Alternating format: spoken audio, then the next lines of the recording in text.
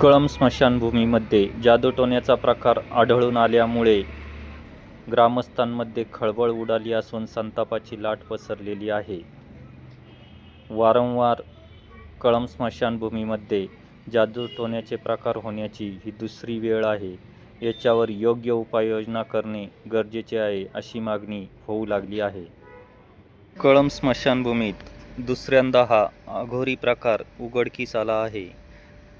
आज माजी सभापती यांचे चिरंजीव अभिजित उर्फ सोन्या भालेराव आपल्या आईचा महिना असताना या ठिकाणी नदीपात्रात नैवेद्य सोडण्यासाठी आले असता हा प्रकार त्यांच्या निदर्शनास आला.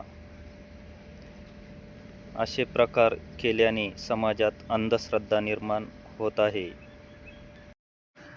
पचखाद्य, कोहळा, नारळ, पपई, इडलिंबू, लिंबू असे प्रकार दुसऱ्यांदा आढळून आला आहे.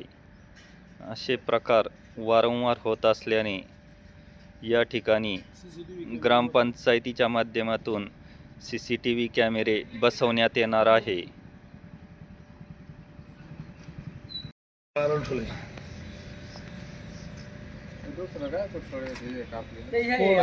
कोहळा आहे, कोहळा.